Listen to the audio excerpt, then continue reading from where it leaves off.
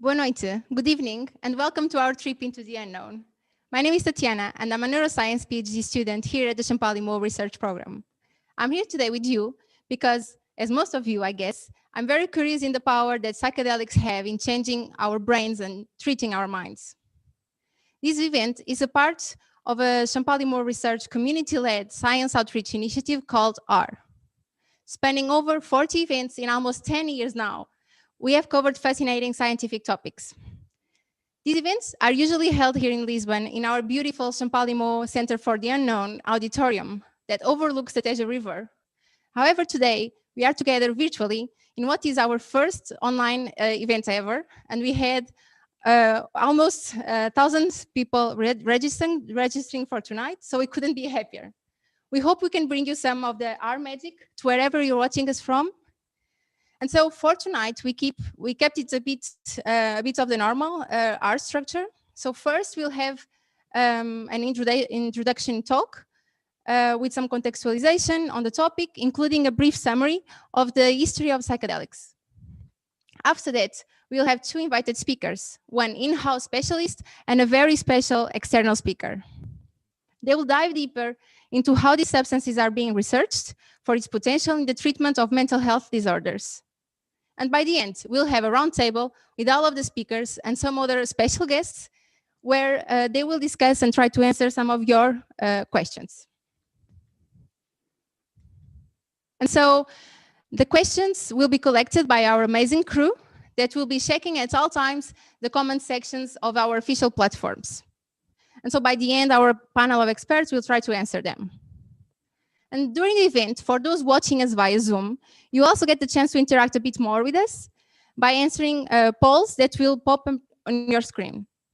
So let's try it now. For our first poll, please answer the question that is going to pop up on your screen. So if you were diagnosed with a mental health disorder, would you consider being treated with psychedelics?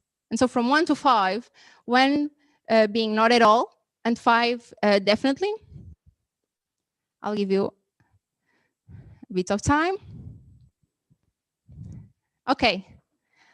Are you done? Perfect. We'll have a couple more polls throughout the event, and we'll share and discuss their results by the end in the roundtable. And now, for the next few minutes, we'll have Tiago Candera, who is a neuroscience PhD student here at Champalimau Research, and will tell us how he got interested in psychedelic research and how the history of these substances brought us where we are today. Tiago.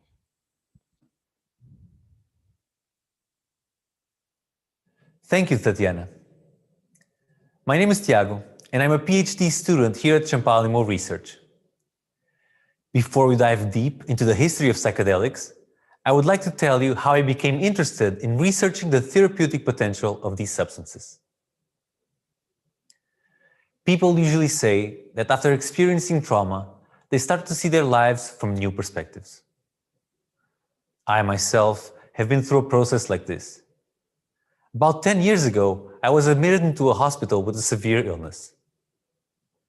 I ended up staying in the hospital for close to 3 months, and most of that time in complete isolation. While I was at the hospital, as a freshly trained psychologist, I became to wonder about the transformative potential of this type of experience. The new perspectives I got came with an expansiveness of my interests and the relaxation of what I thought were once my very strong priors. The topic of mental health was one that I always carried close to my heart. In fact, to this day, I struggle with mental health problems. It was thus natural to me that I became interested in researching what treatments were available that could leverage the flexibility that I felt my brain had just experienced. It was then that I stumbled upon research on psychedelics. Psychedelics are usually associated with transformative processes. For millennia, humans have used psychedelics for spiritual expansion and healing purposes. In fact, several communities across the world, and particularly in South America, have historically preserved distinct species of animals, plants, and fungi containing psychedelic psychoactive substances. A particularly interesting species is the psilocybin mushroom. It contains psilocybin, a psychedelic compound that has been on the spotlight for the treatment of depression, and that you'll be hearing a lot more from later today. But after all, what are psychedelics?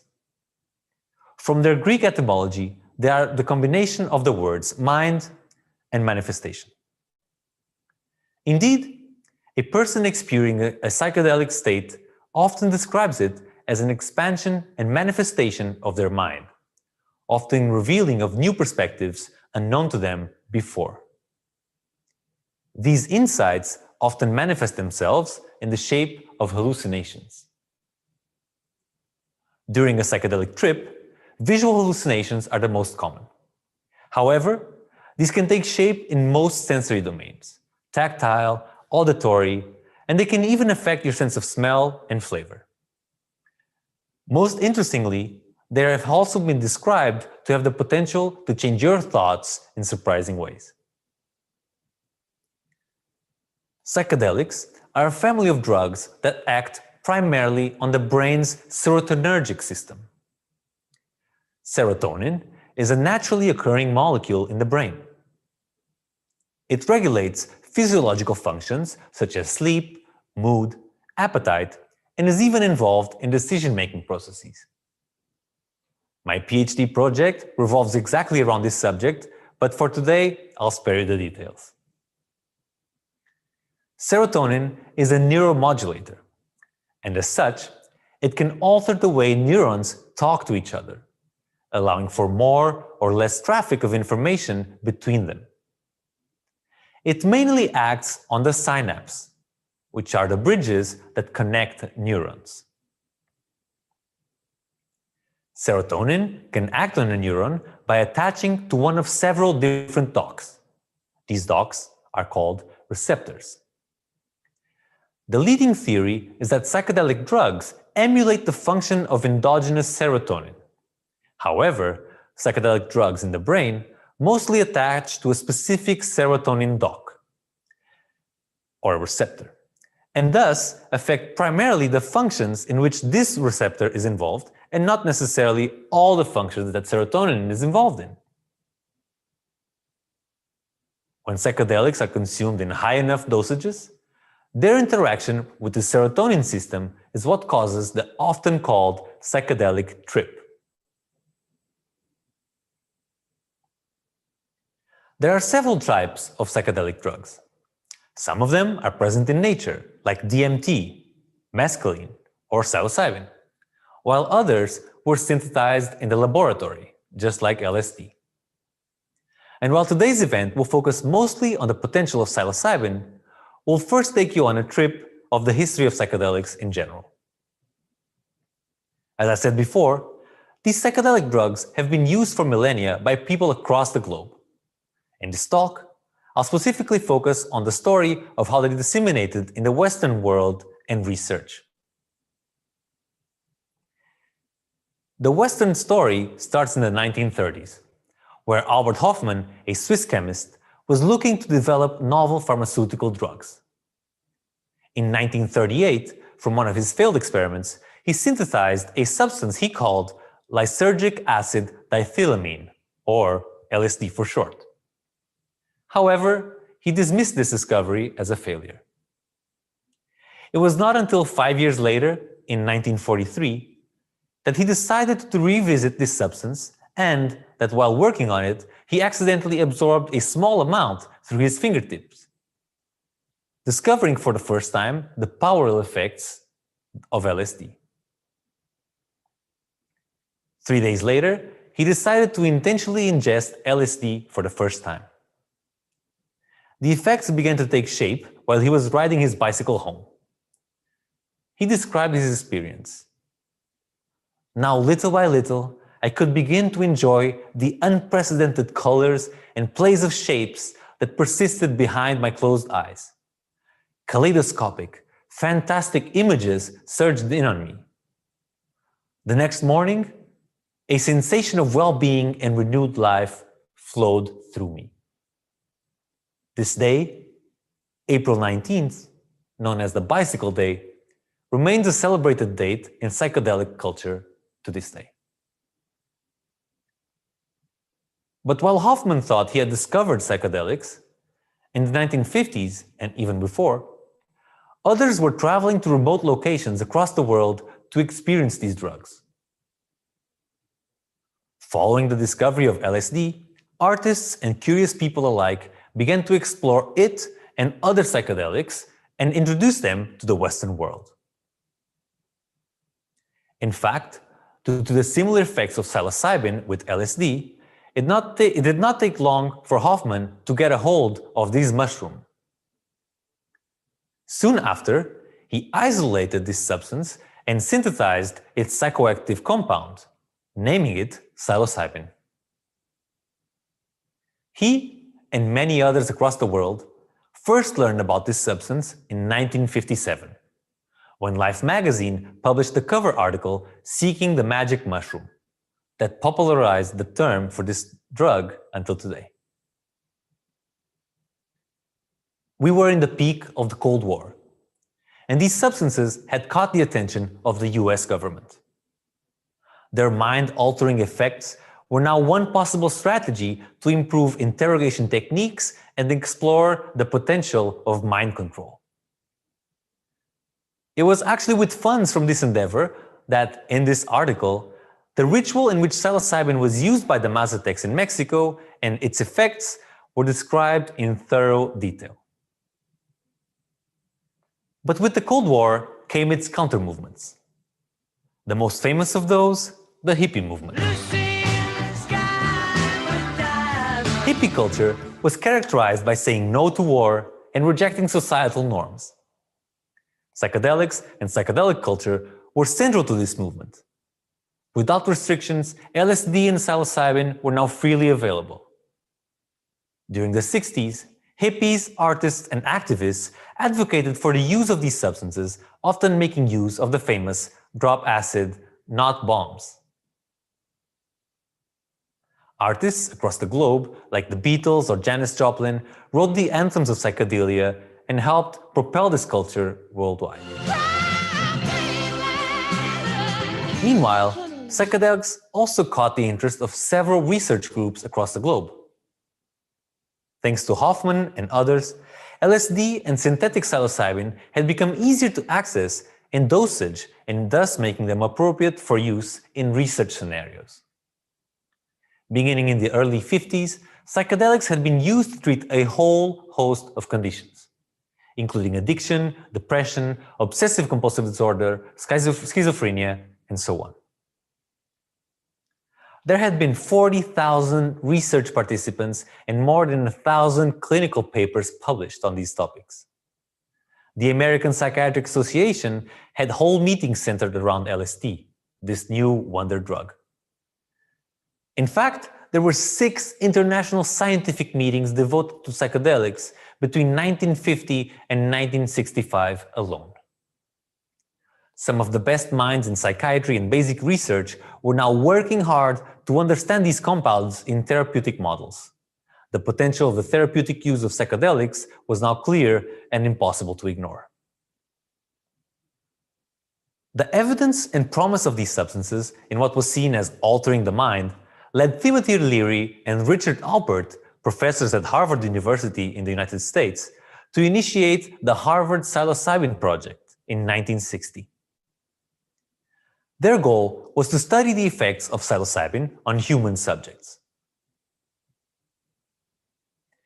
Leary and colleagues argued that psilocybin, when administered in proper doses, in a stable setting, and under the guidance of therapists, could benefit behavior in ways not easily obtained by regular therapy alone.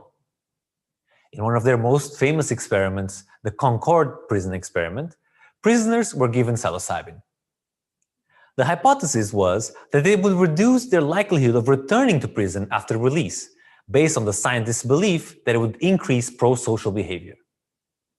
However, poor design and controversial ethical considerations undermined the results of this study. And in fact, more recently, it was demonstrated that they failed to follow even simple scientific practices and conducted erroneous analysis and presentation of their data. Leary and Alpert's conduct brought bad reputation to research with psychedelics and eventually got him fired from Harvard University in '63. During that decade, Leary was arrested over 30 times, not only for his anti-establishment political action, but also for the promotion of the open use of psychedelics. For these reasons, Richard Nixon, the president of the USA at the time, famously entitled him the most dangerous man in America. By the middle of the decade, the consumption of psychedelics and their adjacent activist and political movements became impossible to control and ignore. By 1966, psychedelic drugs were prohibited. With this prohibition, that eventually spread worldwide, not only widespread use, but also academic research on these substances came to a complete halt. During this dark period, that lasted for over 40 years, very little academic progress was made towards the understanding of psychedelic substances. But it was not all silence. During this time, a few activist and scientific groups, like Bill Richards, our speaker for tonight, and many others, have worked very hard to erase the negative image associated with these substances and to put psychedelic research back on the map. Due to their resilience, scientists in the last few years have resumed the promising research on psychedelics that had started decades ago. The potential of psychedelics in the treatment of mental health disorders is once again being tackled by scientists like our guests for tonight. The growing global mental health crisis that we are living in today and its inevitable aggravation due to COVID-19 makes this research more valuable than ever. So, as a psychologist and a human, there are still fascinating questions that remain unanswered. What are the neuronal mechanisms through which psychedelics act in our bodies and our brains? Are these substances associated with increased flexibility in the way we think? Do they promote expansiveness? And are they good candidates for the treatment of mental health disorders? I hope that by the end of tonight, we'll be able to shine light on some of these questions.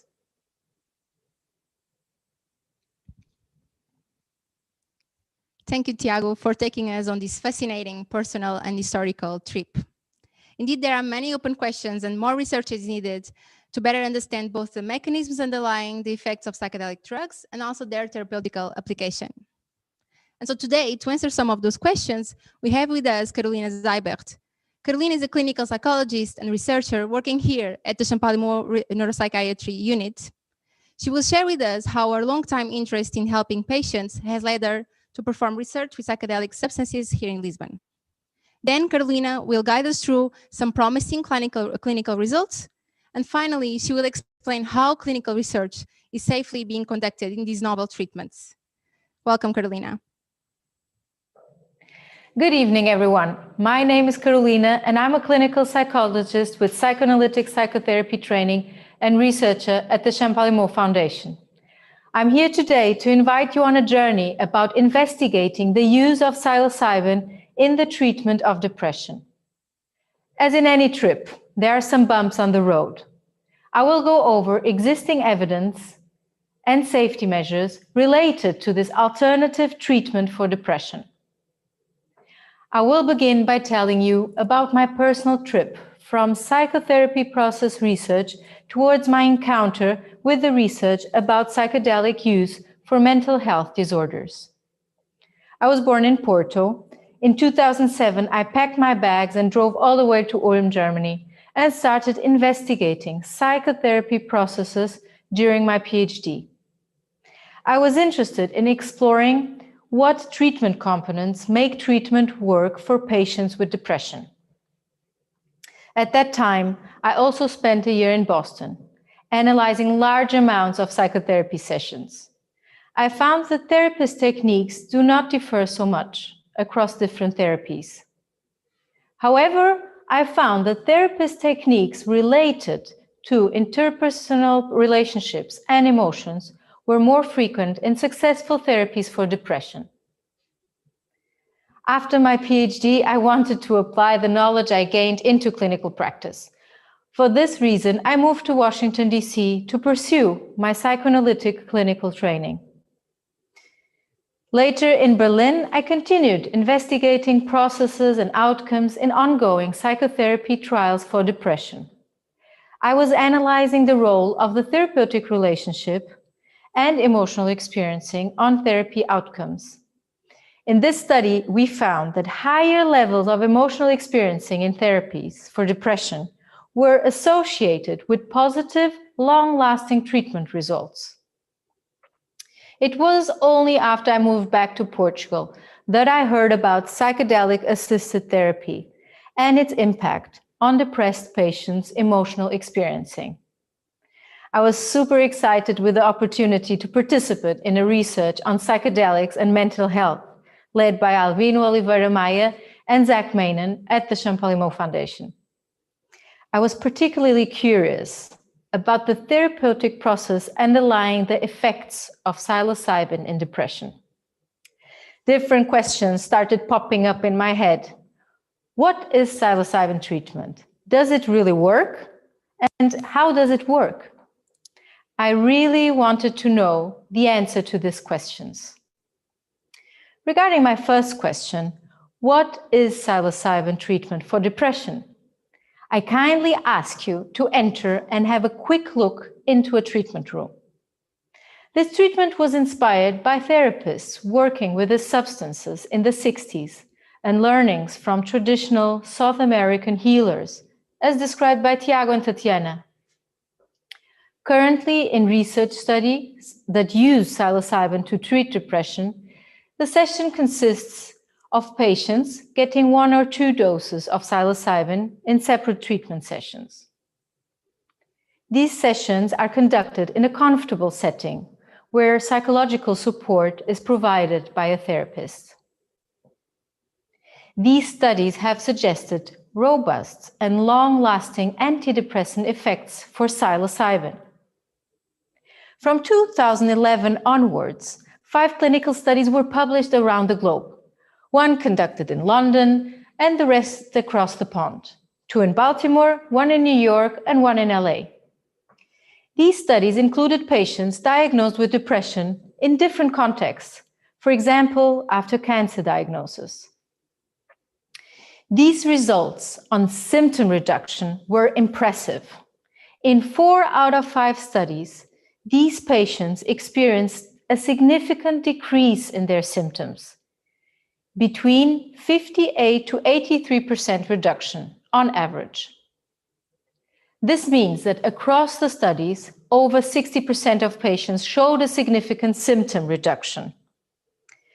These results are promising for patients suffering from depression and could lead us to say, if it worked for them, it could work for everyone. But this is not enough to recommend a treatment to a patient. And why not? What is missing? First, the psilocybin studies have been conducted as separate studies at different times and with different methods. The number of patients involved in these studies is relatively small, between 12 and 51 patients. If we combine the total number of patients from these 5 different studies, the total is 139 patients. This is not enough. By comparison, the most recent approval of an antidepressant by regulatory agencies involved a trial with around 500 patients studied with the same methods in multiple centers across the world. Additionally, rather than providing the antidepressant to all 500 patients, this study randomized patients to 2 groups to assess treatment efficacy. Efficacy is an assessment of how well a treatment works in comparison with a controlled intervention. We are all well aware of the studies conducted over the last year to assess efficacy and safety in the different COVID-19 vaccines in order to obtain regulatory authorization. To determine treatment efficacy, we need to conduct randomized controlled trials, or RCTs in short. In these trials, to prove that the symptom reduction is actually resulting from the treatment, we need to compare two groups of patients, before and after treatment. One group gets the treatment, and the other group gets a so-called placebo, an identically looking capsule that does not have the medication inside.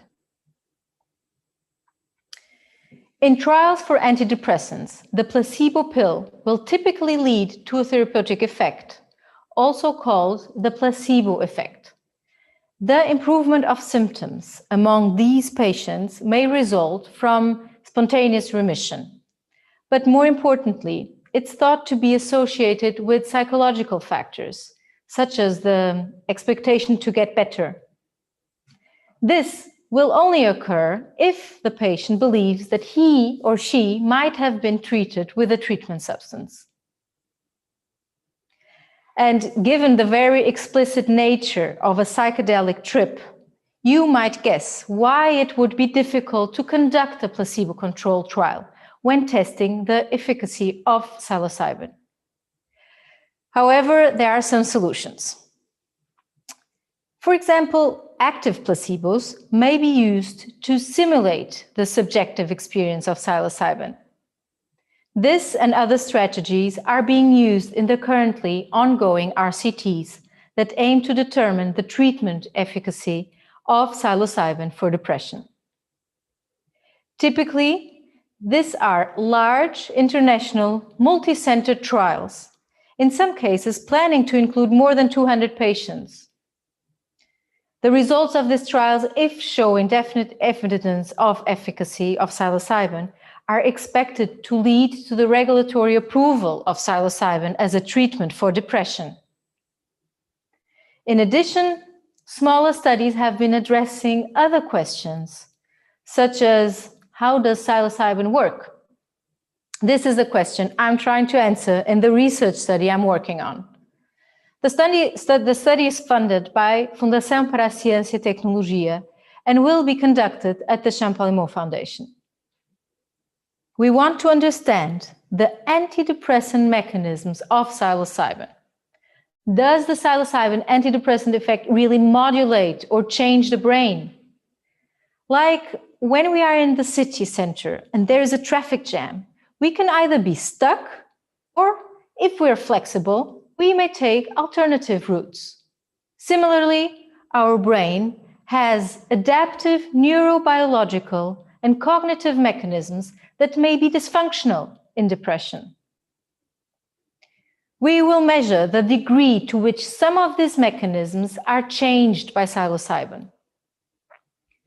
While I was preparing for our study to be submitted for regulatory approval, it became very clear to me that with psilocybin as the experimental medication, there are details we need to be particularly careful about. One is the fact that psychedelic effects might be overwhelming for patients with depression. And the other is that it is a controlled substance. So, as for any trip, safety comes first. So, getting back to car trips. Please join me on my travels in preparation of our psilocybin trial. And now you might ask, where are we going? In this trip, our final objective is to be able to conduct a psilocybin clinical trial safely. How do we get there? We need a roadmap to know how to get to our destination, define which roads to take, and plan any stops along the way. Similarly, in a research study, there's a very detailed map, the research protocol, that guides all the events that need to take place and has clear instructions on how to proceed when any trouble occurs. Now we ask, do we have all our paperwork in order?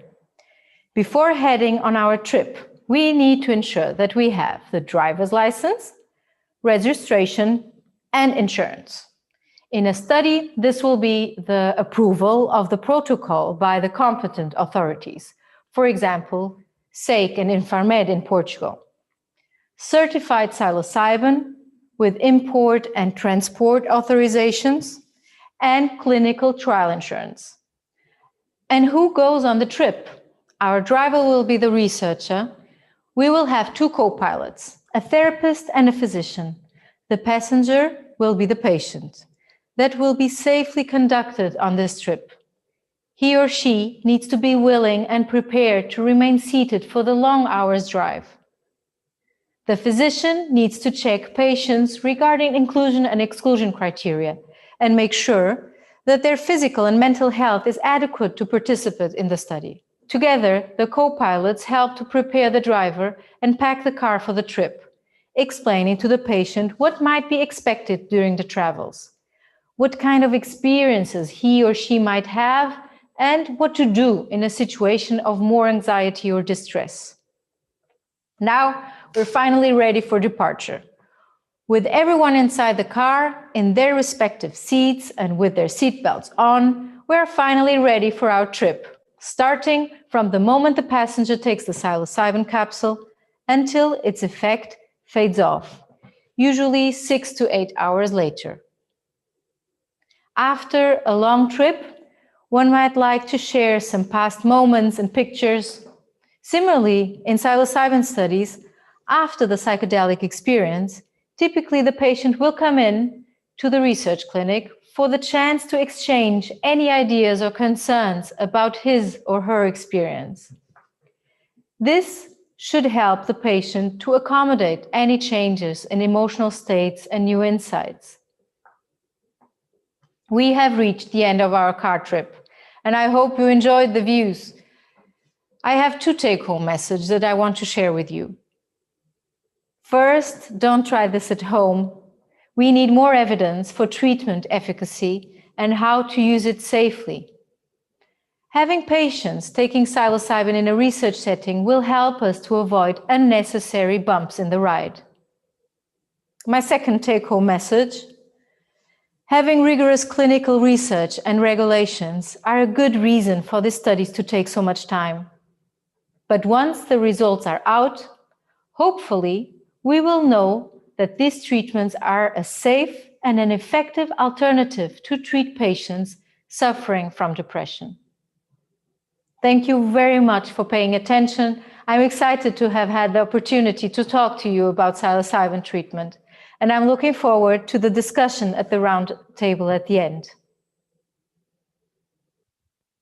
Thank you, Carolina. It is clear now what is being done by therapists to ensure that patients have a safe trip while being treated for mental health disorders with psychedelic drugs. So now for Paul, number 2, in your opinion, how important is the role of the therapist in psychedelics treatment of mental health disorders? Again, from 1 to 5, 1 being not at all, and 5 being really important. Okay. Okay, so let's keep going. As our special guest tonight, we'll have William Richards. And so Bill is a psychologist and one of the pioneers of psychedelic-assisted psychotherapy. He works at the Center of Consciousness and at Johns Hopkins. I think we have a problem.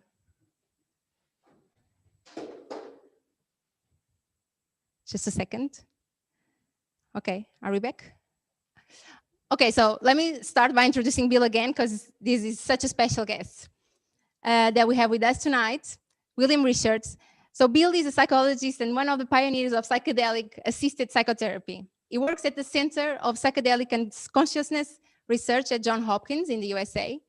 Bill was one of the last people to legally apply this treatment in a research setting before research came to a halt, as Tiago explained to you before. Now, he has been one of the first to make psychedelics research possible again. His publications began in 1966 with implications of LSD and experimental mysticism. And more recently, in 2015, Bill published the book Sacred Knowledge, Psychedelics and Religious Experiences. And so for our final trip tonight, Bill will take us through his life experience working with these substances throughout the different eras of the field of this field of research, exploring the phenomenological and ontological implications of these results that Carolina just showed us. So welcome, Bill. Well, hello, everyone. It's very good to be with you this evening. I wish we could all be together in person at the wonderful Champalimaud Center, but we'll make the best of our distance and enjoy diving into this fascinating frontier of knowledge together. My own entry into this field began close to 60 years ago, when I was a graduate student at the University of Göttingen in Germany. And just to give a little historical perspective, at that time, Hans-Karl Leuner, the director of the Nervenklinik there, had just written a book called The Experimentelle Psychose, or The Experimental Psychoses. And the orientation in psychedelic research at that time was that these mysterious molecules would trigger an experimental psychosis that might help us understand schizophrenia. And so the drugs were simply given like any other drug, really, with no preparation, no integration, no support during the period of drug action. And that's where I happened to be. I heard that the clinic around the corner from where I was living was testing some new drug that was supposed to trigger memories from early childhood. And I thought that sounded interesting. At that point, I had not heard the word psychedelic. I had no idea what psilocybin was. But I went in and they asked me if I got drunk very often. I didn't. So they said, we'd be happy to have you as a graduate student research subject. And they led me to this little basement room. Remember, it had a little narrow window looking out over the hospital garbage cans. And they gave me an injection of psilocybin and left me alone. They didn't know any better. But maybe it was just luck. Maybe it was my Christian piety from childhood. Maybe it was who knows what. But for some reason, I did not experience any memories from early childhood. But this incredible, transcendental, mystical state opened up. And it was just an incredibly meaningful, beautiful experience. And when that was over, I went back to where I was living on the top floor of the Gerhard Uhlhorn Studienkonvikt. And frankly, I remember lying on the floorboards, prostrate, just overcome by awe and gratitude and amazement. I was one very impressed 23-year-old kid. And in many ways, the rest of my life has been footnotes to that experience. And I've been integrating it and exploring it in research contexts with all kinds of different patient populations and normal volunteers. To fast forward from that point, I did 10 years of research at the Maryland Psychiatric Research Center, which became dormant in 1977. And then there was a decade of, what was it, more than that, of dormancy, 22 years of dormancy in the research world, at least as far as psilocybin and LSD went. And then in 1999, Roland Griffiths and I were able to restart research at Johns Hopkins. And we have now been there, this is our 21st year, and we are going strong. And as you may know, there are research centers working with psychedelics now throughout Western Europe, the United States, and Canada. When I last looked, there were 55 studies approved on clinicaltrials.gov. And it's really a very exciting, hopeful rebirth of the research. Okay, many of you know Hermann Hesse's Steppenwolf and the tradition of the green door that appears in the garden wall just for you at just the right time. And this is sort of what happens when someone receives a psychedelic substance, especially under ideal circumstances. And if you have the courage to open that door and enter it, in Hesse's word, you enter the magic theater that has as many doors into as many boxes as you please, 10 or 100 or 1,000. And behind each door, exactly what you seek awaits you. A wonderful tribute to the wisdom of the mind in choreographing the content of psychedelic sessions. Some doors open into very joyful, bright, cheerful, inspiring places. Some go into very dark, threatening, ominous places. But we know that both the pleasurable and the painful experiences can be therapeutically helpful. So among the many different states that occur during the action of psilocybin and similar major entheogens, we honor those personal psychological experiences, the visionary archetypal experiences, and as I will define in a few minutes, what we call mystical consciousness, this unitive state that appears to be deep within all of us. Houston Smith, the great scholar of comparative religions, is quoted as saying, ecstasy is not fun. He's not talking about MDMA, he's talking about spiritual ecstatic states.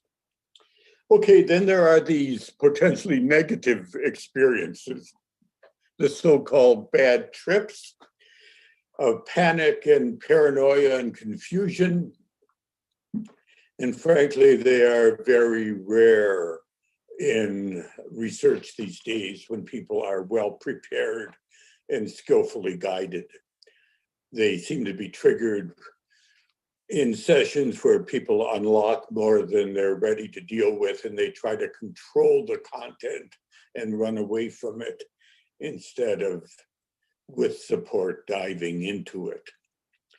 And then, of course, there are psychedelic experiences that are simply neutral, which often happen with low dosage. They may be intriguing, entail interesting perceptual changes, but they aren't spiritually powerful or psychologically transformative. What facilitates a positive, helpful experience? Setting and dosage. Set is the ability to choose to trust unconditionally, to be open, honest, curious. It's influenced by what's going on in your life right now. And above all, by your courage, your motivation to explore, to confront, to suffer, to learn, to receive, to relinquish control and go beyond what we can easily put into language and understand, beyond our expectations, beyond our systems of belief. The setting is the environment, what gives you a sense of safety, confidentiality. It helps if it's aesthetically supportive, if the music played is chosen with some wisdom and sensitivity, and the interpersonal climate is empathic, respectful, non-invasive. Here's our first laboratory at Johns Hopkins. As you can imagine, there aren't many white coats and stethoscopes to be seen here. It's furnished like a very pleasant living room, confidential, safe, comfortable, good quality music system. And our volunteers, this is my son, Brian, as a matter of fact, just modeling this, but lying on a couch with eye shade and headphones with nice fuzzy sheets, flannel, that just promote a sense of security and comfort. This is the new treatment suite 104 at the Aquilino Cancer Center, where just this past week, 4 more cancer patients have received psilocybin. It's a very exciting time. Okay, then let's acknowledge physiological factors. Dosage is important. We've learned that most people require at least 25 milligrams of psilocybin in order to access transcendental states of consciousness. Below that, you may have personal psychodynamic experiences that may be very powerful and helpful, but you're unlikely to access what we would call the mystical levels of awareness. Response is influenced by resistance. Some people, their very personality structures make it harder for them to trust, to let go, to be open to new experiences. Those people may need a few more hours of preparation before they're ready to benefit from a psychedelic session. We know that our bodies naturally generate endogenous dimethyltryptamine. And who knows what's going on when spontaneous transcendental experiences or altered states of any kind occur. So there's a climate that's given before you even take the drug, plus the influence of stress and deep relaxation and other medications and dietary factors. So it's really quite a complex picture. Let me stress that there is no such thing, if you will, as the psychedelic experience. Rather, there are many different forms of experiences, many different strata, if you will, within human consciousness. And the psychedelics seem to unlock the door to give the opportunity to explore these other states of consciousness. Personally, I do not find it helpful to think of the experience as being within the molecule of the drug, but more to think of it as being in the human mind. And I can tell you, at least with LSD, DPT, and psilocybin, the main substances I've worked with, if you look at many people in many doses, you find the same strata of experiential content. Another point to stress is the entelechy, the meaningful unfolding from within, or the wisdom that's manifested in individual psychedelic experiences.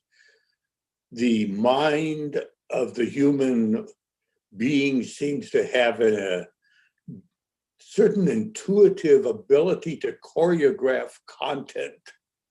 And usually what emerges is better than what anything you could have planned in advance would be. So often a patient or a research volunteer will say, I did not experience what I wanted, but I experienced what I needed. And then to stress again the value of interpersonal grounding, like grounding an electric circuit, if you will, as a powerful factor in ensuring safety and efficacy. On the border of these transcendental states, one has to relinquish control. And if you're all by yourself trying to monitor what's going on, that can be very challenging for many people to accomplish. Okay, there's this fascinating realm of traditional psychological therapy, what has been called psycholytic therapy in the past, generally using lower dosage than we do in psychedelic therapy. And this is a vast realm, incredibly valuable, and perhaps the content for another lecture sometime. But today I want to take you beyond the battle with our personal psychodynamic demons into these realms that are harder to talk about and less well known in the psychotherapeutic worlds. And that's these visionary, archetypal, and mystical states. What do we mean by that? Well, these are experiences of geometric patterns, mandalas, fractals, Gothic arches and Islamic domes, precious metals and gemstones, visionary landscapes, and gods and goddesses. People do have visions of the Christ and Buddha and Bodhisattvas and Shiva and Vishnu, Kuan Yin, the Virgin Mary, Fatima Zahra. Somehow they all seem to dwell somewhere within the human mind. Just to communicate in art, here's some Hindu deities, Kuan Yin, the Buddhist goddess of compassion, the Buddha, who allegedly dwells within each of us, the old images of Jehovah, Alex Gray's Christ, gemstones. Aldous Huxley wrote about a wonderful essay, Why Are Precious Stones Precious? Why do we give them to one another at weddings and things like that? And his argument is that they remind us of the visionary gemstones within our minds. Okay, let's pause just a minute. What's going on here? Come on, this is hard to believe.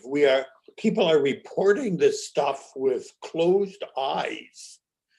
Vivid, impressive imagery.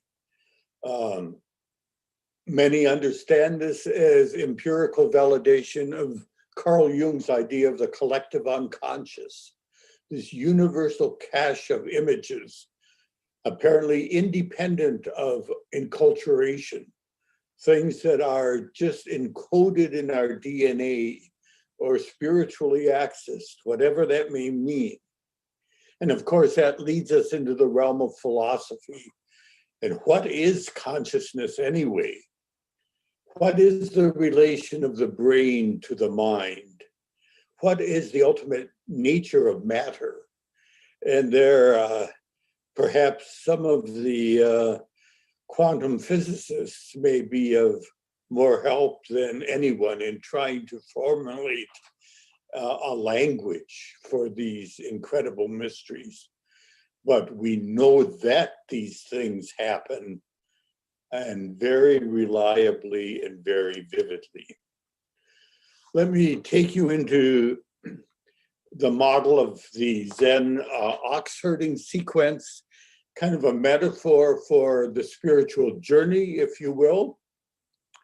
But it also can describe many different psychedelic experiences.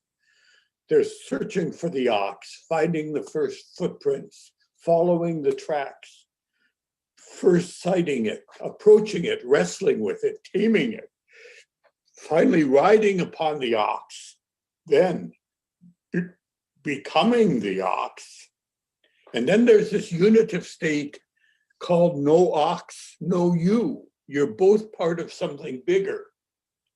And then there's the integration of riding the ox home, back to the marketplace to chop wood and carry water. And that fits the sequence of psychedelic therapy really incredibly well. And as you approach the transition from the visionary archetypal realm where you are still looking and interacting, you're entering into, you're becoming, you're moving in and through the symbol or the archetype. And then there's a sense of dissolving, melting, transcending, dying, and what many people would choose to call the death and rebirth of the everyday self or the individual psyche. Okay, now let's zero in on this thing called mystical consciousness. It's really incredible that mystical consciousness is rapidly becoming a scientific term. And it's nothing misty, it's nothing vague. It's a very specific state of human consciousness. And it's been called many names. Abraham Maslow, a mentor of mine, called them major peak experiences. Maslow himself never took psychedelics. He was just a natural Jewish mystic, but he knew what he was writing about. There are religious terms. In Christianity, the beatific vision, Bakwa wa Fana in Islam, Sakamutla in Judaism, Samadhi, Nirvana, celestial Buddha fields, the pure land, Satori in Buddhism and Hinduism, and Wu Wei in Taoism. All terms that seem to point towards this same awesomely beautiful state of consciousness. There are philosophical terms. Aldous Huxley called it the source of the perennial philosophy, the Platonic view of the world. And some of us would simply say, well, it's just a glimpse of enlightenment or momentarily waking up to a bigger world. Walter Pankey, my good friend who unfortunately died in a scuba diving accident when he was only 40 years old, developed a definition of mystical consciousness that we use, which is basically 6 categories: unity, transcendence of time and space, intuitive knowledge, sacredness, deeply felt positive mood, and ineffability. Unity is approached in 2 ways: with closed eyes into internal unity, with open eyes, external unity. Here's one description of internal unity, just to give you an example. I first went to a place that seemed to completely lack the qualities of this world as we know it. I seemed to transcend time and space, and I lost complete identification with the real world. It seemed as if I was going from this world back to an other world before this life had occurred. He likens it to a bright silver mass of energy with a strong electrical current. Strangely enough, I felt that I had been in that mass of energy at one time before. When I was there, everything seemed to make sense. A very beautiful world, one in which love was very much a part.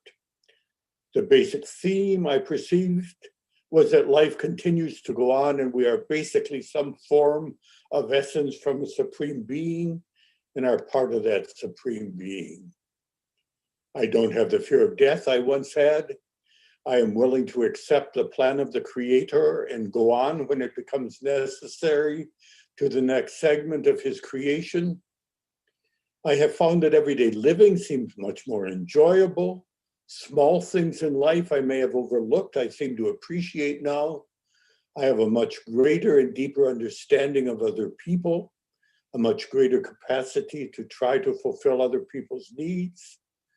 Overall, I think I am a much more content individual, having had the great opportunity to just glimpse for a very short moment the overall thinking of God, of possibly being brought into his confidence for just a brief period, to be reassured there is a very beautiful, loving, masterful plan in the universe for all of us. This was a cancer patient, a 40-year-old man with young children who actually lived for a decade after this experience. But you can imagine how much that experience enriched and centered his life. External unity, we really don't have time for here. The other categories here, transcendence of time and space, the sense of eternity or infinity, intuitive knowledge. William James called it the noetic quality. And he said, and he also exposed pragmatism, that who knows what the metaphysical validity of these states is, or might be, but let's look at the behavior. By their fruits you shall know them. But what do people report? The reality of God, or whatever your favorite word for ultimate reality may be. Relativity of time, indestructibility of consciousness, spiritual interconnectedness within our minds, absoluteness of beauty and primacy of love, the wisdom of the psyche, and the intensity of these experiences, that they feel more real than everyday existence. Jeremy Narby, the anthropologist, says, once you've seen, you can't unsee. Or the unknown in terms of the Champalimaud Center really becomes known or recognized. Sacredness, all these architectural images. This is from the Blue Mosque in Isfahan, Hindu temples, Gothic cathedrals. This is a mandala from Bali of Shiva, an Islamic dome, the Dome of St. Peter's. There's just an intuitive sense of sacredness, even if you feel that you are not connected to any institutional religion. Deeply felt positive mood, all these wonderful emotions, including playfulness, and then the sense of ineffability, that it's beyond the opposites of life, night and day, the one and the many, freedom and determinism, male and female. It's always both and, but it makes it very hard to express in language. That's why in the Tao Te Ching, it says, those who speak do not know, those who know do not speak. So, okay, here's the test, folks. Can you define mystical consciousness scientifically? These are the 6 categories for A+ answer. Okay, what does it all mean? How shall we understand it? It's clearly not just another induced high, like a marijuana or cocaine experience. Is it cognitive impairment? Well, it's a different kind of cognition. No need to call it impairment. Is it a schizoid flight from reality or regression to the womb or infantile functioning? If there are any Freudians left in the original sense, I think we would have to say there's more going on in that womb than Freud ever imagined. We can really rule out that it's wish fulfillment or the result of suggestion, because we've done several very well-designed double-blind experiments where everything is held constant except whether it's a psychedelic or a controlled substance. And those who receive the psychedelic have these mystical experiences. Is it simply activity in a certain part of our brain? Well, who knows what correlation may be, but correlation and causation aren't really the same.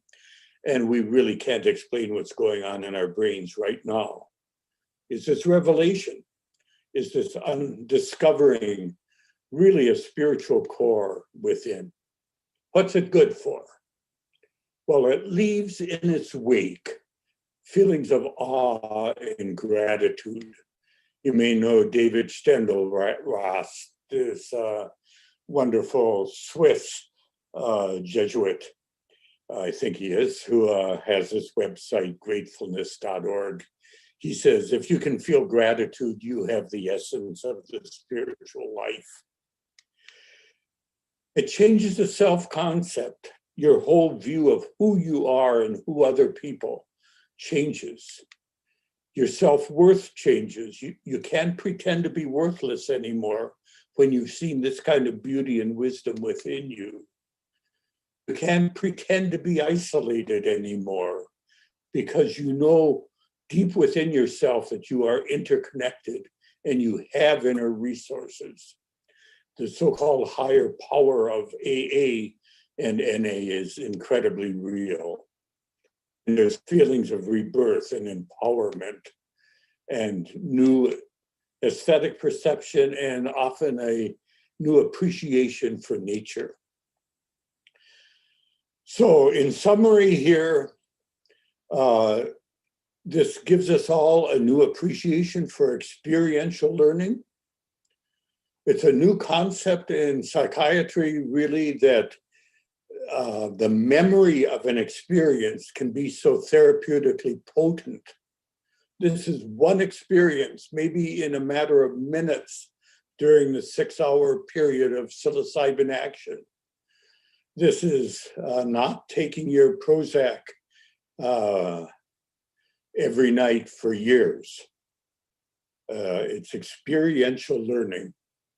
And of course, that leads into the importance of applying the new insight and new knowledge in everyday life, which we are doing in palliative care and the treatment of addictions and depression, post-traumatic stress disorder, but not only in medicine, also in education with professional religious leaders and mental health providers.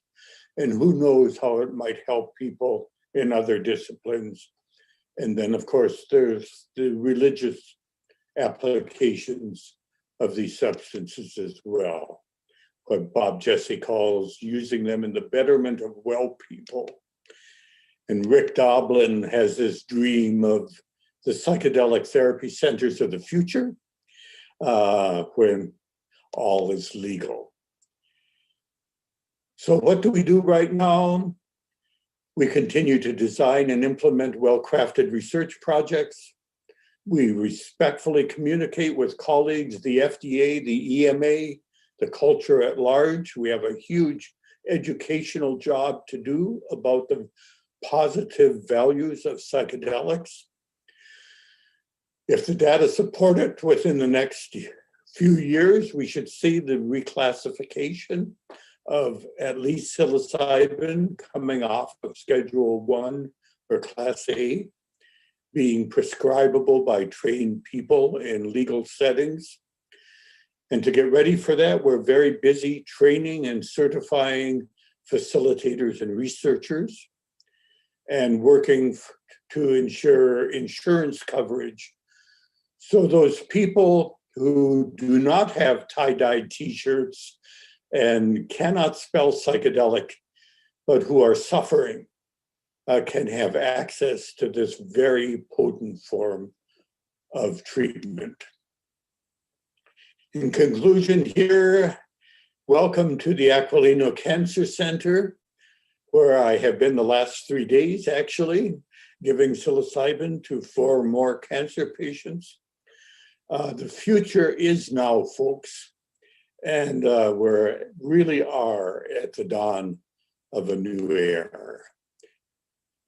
There are many psilocybin publications. If you just go to hopkinspsychedelic.org, you can click on them and study the statistics if you like. If we had more time, I would say much more. I invite you to pick up my book, Sacred Knowledge, which isn't even expensive, has not yet been translated into Portuguese, unfortunately. It is available in Dutch and German and Estonian and coming out in Czech. But it says so much that I would love to say to you right now if we had more time. So from here, we can move into question and answer, and I look forward to our discussion together. Thank you, Bill. It is really an honor to have as a speaker someone that was and is such an integral part of psychedelic research process, being there before research came to a halt, and also now making it re-emerge. really impressive to hear what it was like in a first-person experience. It is amazing how your long life experience in research and therapy allows you to provide such masterful descriptions of the characteristics of a therapeutic psychedelic trip. So thank you for providing us with what might be the closest experience to such a trip without actually consuming a substance. And so now we'll have the last poll of the night, poll number 3.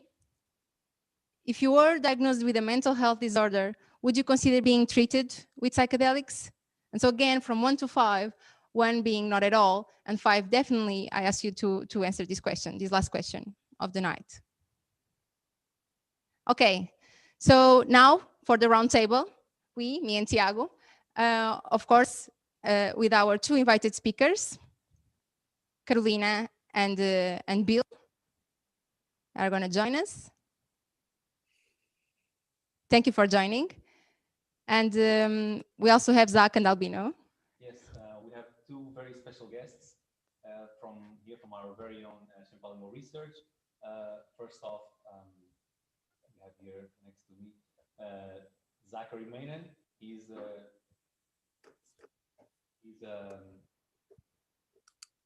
Okay, another technical difficulty. You can use mine, maybe.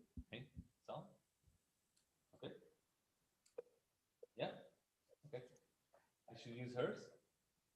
No, it's good. It's good. Okay. Okay. Sorry, I was saying we have 2 very special guests from our very own Champalimau research. First off, Zachary Maynan. He is a long-time researcher in the field of serotonin and with the interest in psychedelic research. And he is the leader of the Systems Neuroscience group here at Champalimau Research. Welcome, Zach. And also Albino Maya. He is the head of the neuropsychiatry unit. He's a medical doctor and researcher, and psychiatrist who specializes, amongst many things, also in psychedelic research, and is spearheading some of the studies that we have currently ongoing here, like the ones that Carolina talked about. So without further ado, let's start by looking at the results of poll number 2, and let's see how you responded. So yes, when we asked you your opinion of the importance of the therapist, people clearly thought it was quite important. So let's go back to our panel. And ask our experts what they think. Yeah, so maybe we could start with Carolina, because this really feels like it's such an important person to have on board in our trip. Maybe you can unmute yourselves. I do. Good evening, everyone. Again. I just think that Bill is much more experienced as a therapist than myself. But I can just, I can move on to Bill then. Bill?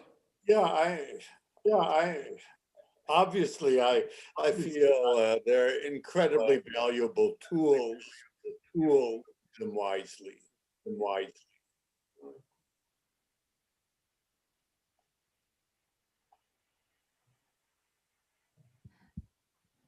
Can you put it louder?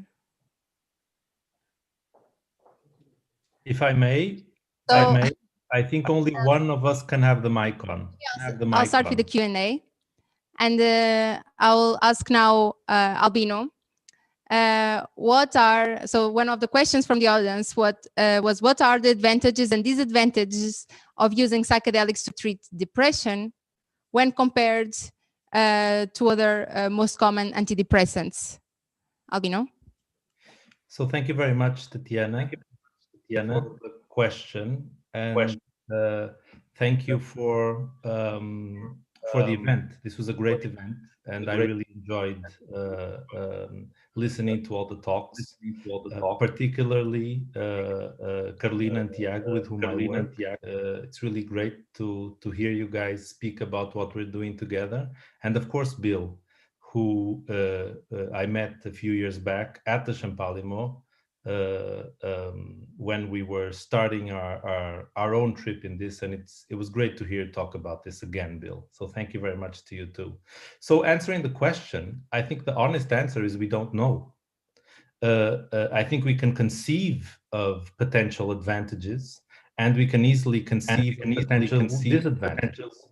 So the immediate advantage, if we get to the point where we can actually prove with the adequate trials that the treatment is efficacious, as Carolina spoke for very nicely, is that we could potentially have treatments that have a long-lasting effect after a single session of treatment. So this is a huge advantage relative to the current pharmacological model of taking medication every day.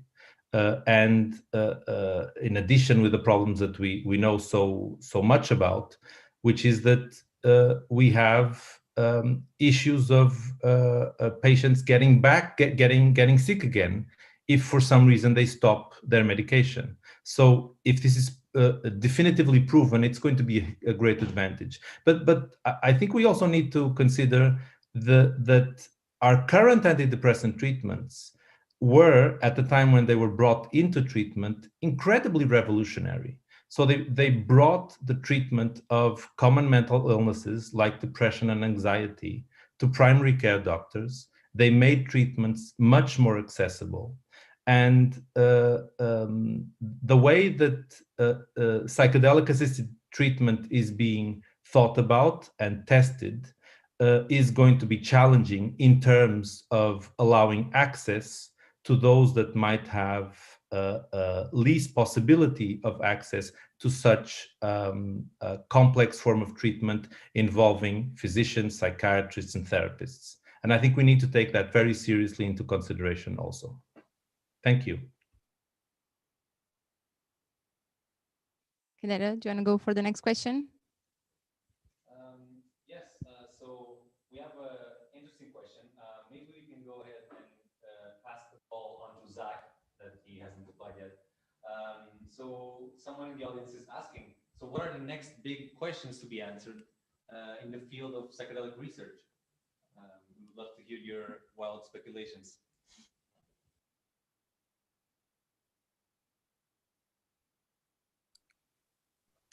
Let me try to say a few words about that. You know, just looking at depression, which is our major focus right now with the FDA, you know, there are two very large studies in process, one organized by Compass Pathways in London and one by the Usona Institute in Madison, Wisconsin. These are stage 2B studies. If they all go well, within a year or so, we'll be in phase 3 and just going patiently moving through the drug development process. There have been a number of smaller studies with psilocybin in depression at Imperial College in London, at Johns Hopkins, and so on, that are in the literature, and they look very promising. So, you know, it's going to take a while to work with a large enough sample that we can say that this is reasonably safe for most people, and to know who we would screen out and what training of therapists is required for basic safety and efficacy. And we're moving into this new terrain just as courageously and sanely as we can, but we're on our way, and we welcome you to join us. You know. Cool. This is really promising, super exciting avenue of research.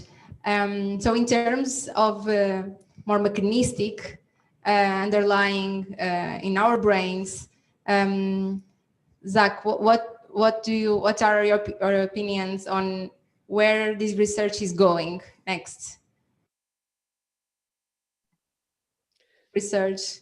I mean, so as Tiago mentioned in the introduction, one of the big issues we have right now is that there were several decades of time when psychedelics could have been researched, but research was essentially halted or all but halted. So actually it's in maybe not an atypical scenario where we know that there's a promise clinically, but we know quite little about the basis for that effect. So there's a lot to do. And at this moment, it's still very difficult to do those studies because psilocybin and related compounds remain scheduled substances. It's very difficult to work with them. It's difficult to even obtain them to work with. So there's an enormous amount to do, and it's fairly slow going. But with this enormous interest from the clinical end, there is at least a lot of motivation for labs now to come out and to start exploring what's happening. So for our lab, we've mainly been working on serotonin, which is the system involved in the response both to antidepressants like SSRIs and to psychedelics, psilocybin and others. So we're hoping that by shedding light on how the endogenous serotonin system that the brain uses for its own purposes works, we can also help to understand what these drugs might be doing. Anyone want to jump in on that? Or if not, we can move on to a next question from the audience. So a lot of people are wondering, we've heard a lot about depression, but are there any other mental health disorders or health problems that where psychedelics could be useful? Well, probably very many. There's a lot of research going on and has been going on for a long time, using them in the treatment of addictions, alcoholism, nicotine addiction, narcotic addiction, cocaine addiction, with very, very impressive results.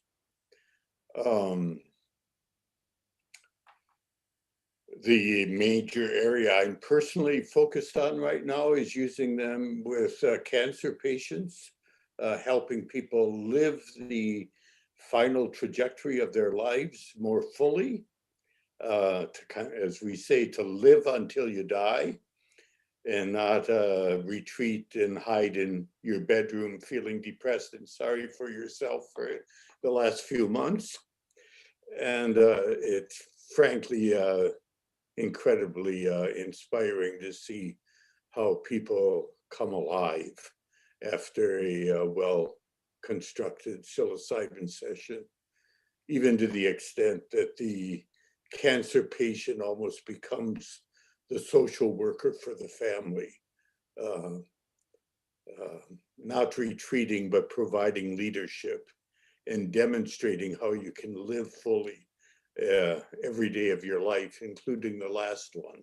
You know, it's pretty, it really is incredibly inspiring.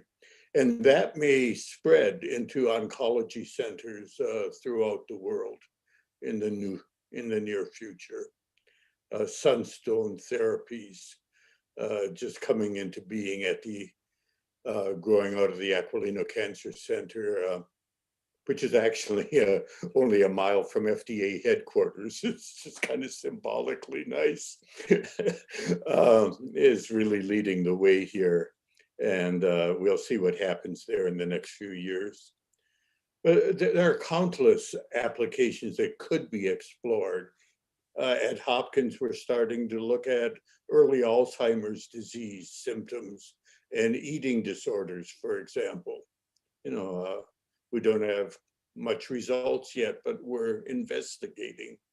There was fascinating work done in the rehabilitation of prisoners, early sociopaths.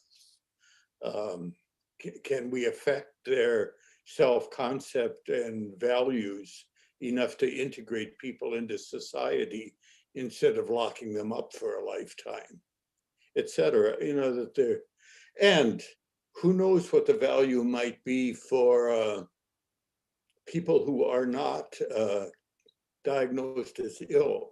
If we took a bunch of quantum physicists and gave them a good psychedelic session, where they have a language to talk about these deep, mysterious processes where time and space are different, who knows how it might facilitate their creativity? Or a bunch of composers, you know, I wonder what they would compose, etc. You know, it's really a very, I use the word sacred, guardedly, potentially sacred anyway, but very valuable tool. And it's been around since at least 5500 BC, you know, and these drugs emerge in cultures and they get suppressed, and they emerge and they get suppressed.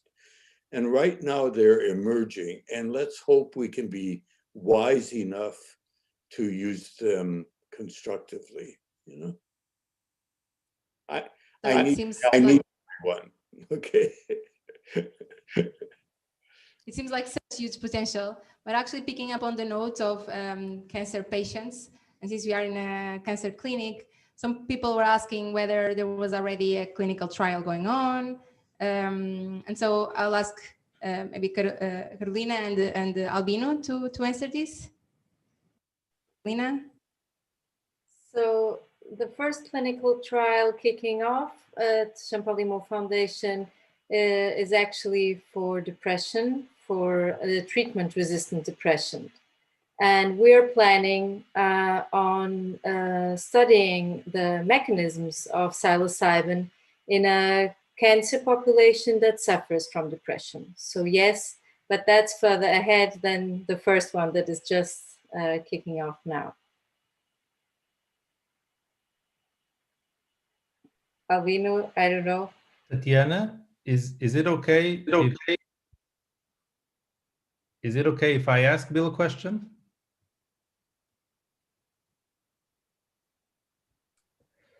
So Bill, I'm looking at the Q&A and I'm looking at the chat, and I've lots of questions people have been asking. I'm guessing people that are thinking if this might work for them or not. And many questions about side effects, of course. So people asking about, is this addictive? Will this create long-lasting perceptual changes? What about the neurotoxic effects of MDMA?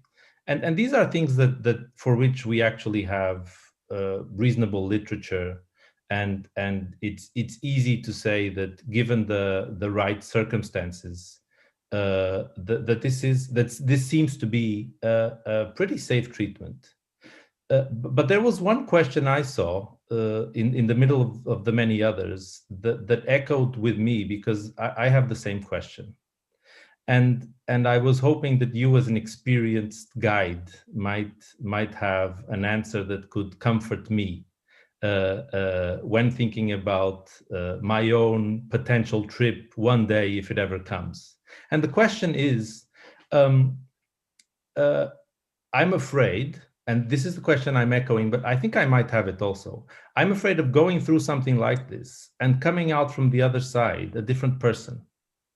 So I'm sure you've seen things like this happening, and I was hoping to pick your brain about what you think about this anxiety regarding the effects of a psychedelic trip, not on your depression, but on you as a person. Well, that's a wonderful question. You're not the only one asking it, you know. The best way I can answer it is that if the psychedelic is taken ideally in a legal situation with good preparation, skillful guidance, the right purity and dosage, etc., that if you come out the other end, you will be more completely your, call it your authentic self, you know? You might feel less anxiety, more centeredness, more independence of social pressures, um, more creative, perhaps, you know? Just thinking of the cancer patients I was able to be with last week, we asked them the day afterward, well, what's different, And they say, well, I'm not anxious anymore. I can talk to my relatives I've been avoiding. I see the beauty of the world outside more vividly than I ever have before. That type of thing. I feel more alive, and it's not like I'm different from who I used to be, but I'm more completely authentically who I've always been, is the feeling, And people may use different words to describe, the so-called spiritual dimensions. Some may use religious language, some may use scientific language, some may use philosophical language, Some may not know what to call it, but something very meaningful has occurred. Okay, thank you very much. You're welcome. Cool. So actually, that was one of our questions next, but let's jump to other one that was very repetitive amongst the crowd. So, what is emotional processing? You talked a lot about this in your talk, Carolina. Can you explain it a bit better and how this might be important for psychedelics therapy?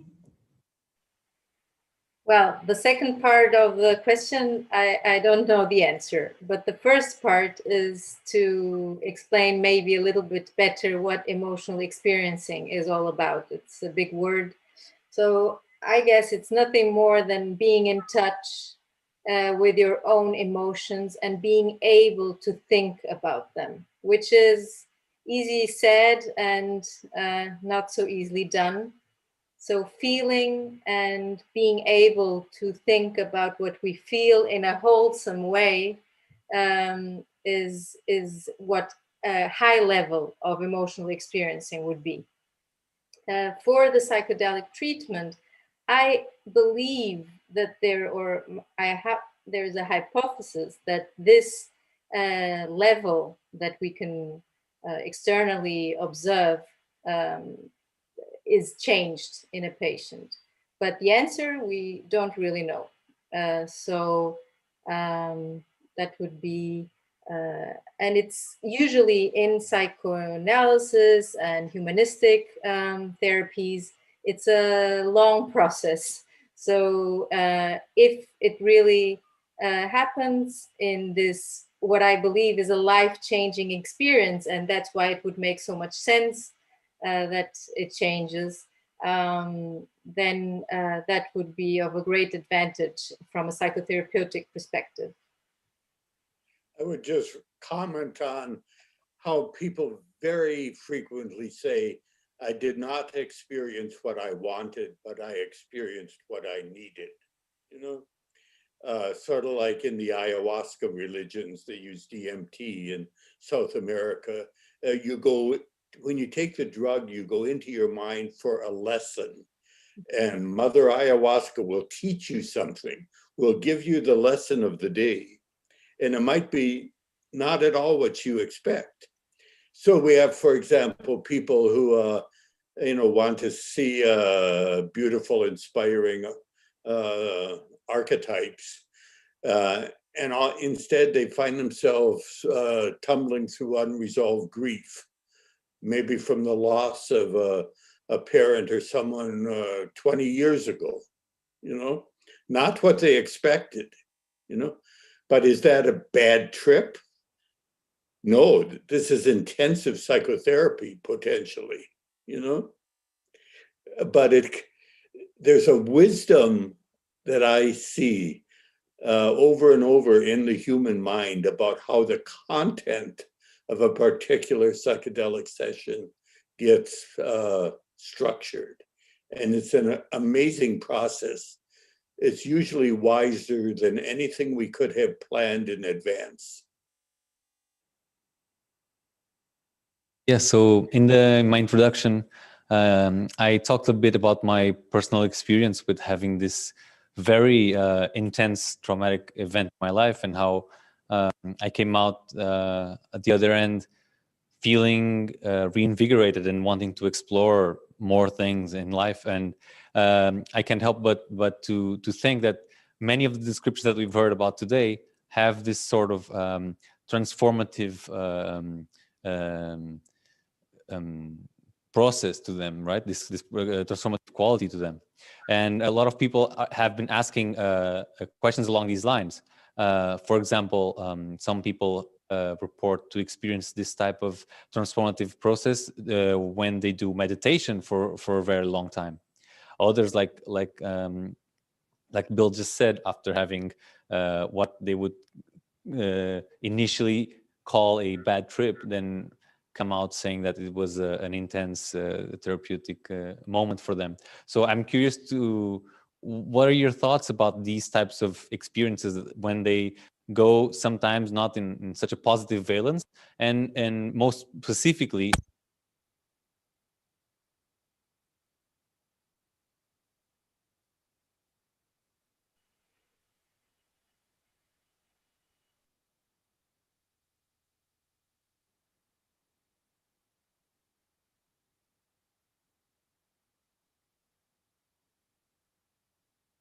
I've lost Tiago.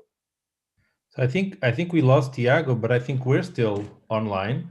I think we have been left by ourselves. More privately. Oh, they're back. we're back. Welcome back. Oh, thank you. This was a trip. Oh, yeah, what a trip it was. But I don't know if you got me until the end, but I was curious to ask, in particular, in the clinic, how do we deal with this type of situation when the patient reports going through a bad experience, or how do we integrate this type of what people initially call a negative experience and help the patient integrate it and turn it into something positive in the long run? So that was my question. Yeah, in terms of guiding people through sessions, it's always in and through. You know, if there's suffering, if there's fear, if there's darkness, if there's a monster, you confront it, you go towards it. And your guide is there to put a hand on your shoulder or hold your hand if that's appropriate, you know, and to support you in confronting and welcoming whatever emotions are emerging. So there's nothing to avoid, there's nothing to fear. I think my working hypothesis has been, if it comes into consciousness, that means you're ready to deal with it. And you don't have to be afraid of, quote, releasing too much too soon. You know, and we've seen that over and over. But you have to be grounded in a really good relationship. And you have to have the inner intention to move in and through suffering and not just try to escape from it, you know? Spiritual and psychological growth can be hard work, but it's incredibly rewarding, you know? Okay, so maybe another question is, how far are we from having doctors prescribing psilocybin? Is that for me? Take it away. I think we're probably not very far, but I don't think we're too close, right? I mean, the trials are ongoing, and we need to finish the trials, and then the results need to be assessed. And then there's what I believe might be the greatest challenge if the trials are positive, which is working out access. And Bill touched on that, and I think he touched on that critically. I mean, even for other treatments that have actually been validated recently, under similar rationales, ultimately, like the ketamine derivative that has had some trials and that has been validated by FDA and EMA. The trials have happened, the regulatory agencies have spoken. It's still not very much available. So it's at least in Portugal, for example, almost impossible to be treated with it. So I think we're quite some time away, and I think the biggest challenges are still to come. That's my take on it. Great, thank you, Albino. Now, a question for Zach. So there are some reports mentioning that psychedelics can work as a shortcut compared to decades of meditation. Is this really true? Do they affect the same brain areas? Do we know about this? I'm gonna take the easy answer, which is we don't know. I mean, it's a great question. I don't think, actually, I don't know if there are any studies on that particular question. I think no, but maybe someone else in the panel would know. There's a lot of hot debate, I think, amongst meditation aficionados versus those that favor psychedelics about whether it is possible to get the authentic effect of years of meditation in such a short amount of time. But I don't think scientifically there's much basis to answer that, unfortunately. I like to think that there are many techniques of exploring these other states of consciousness. You know, all kinds of different meditative procedures, for example. There's sensory isolation and sensory flooding. There's natural childbirth for some lucky women, can be incredibly transformative and beautiful. There's musical performance, there's athletic heights. You know, there's lots of different triggers of these states, and they happen spontaneous to some people. Sometimes really good atheists have these experiences in the middle of the night, you know, and there they are, you know. But the unique value potentially of psychedelics is their potency and their reliability. You know, that in 1 6-hour period, you can guarantee that something really significant is going to happen, you know? And that's hard to do with most meditative procedures. That doesn't mean they can't work well together, you know? You can fly across the Atlantic, or you can take a boat. If you take a boat, you'll probably see more whales, you know? But it's going to take longer. You know? Yeah, so we're about to wrap up our discussion here, but I have one final question. And that question is for Bill, but I think for everyone else. And the question is about something that is very close to my heart, and I presented in the beginning, which is how can we learn from the past so that we make sure that this type of research stays ethical and well performed, and also that we can keep researching the potential of these substances for a very, very long time without any more of these very long interruptions? Well, part of it is we certainly communicate respectfully with one another. In the research community, we police one another. We will very soon have standards and certification procedures for therapists and researchers, codes of ethics. and so on. It's very much like, I think of the hospice movement that a few decades ago was just Cicely Saunders in London. And now it's everywhere. And there's training of hospice providers, there's certification of hospice providers, there's organizations you belong to, etc. And I think something similar like that is going to happen with psychedelic therapy, you know. And we're moving ahead as wisely and sanely as we can. Don't push the river, but do good research.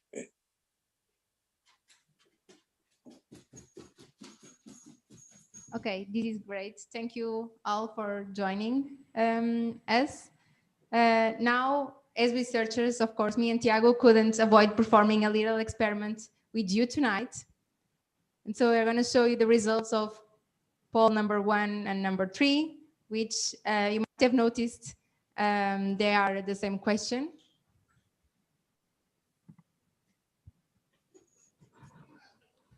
And so actually, comparing the results, it seemed like people were already skewed to the right, which means that they were already considering taking psychedelics as a treatment for mental health disorders.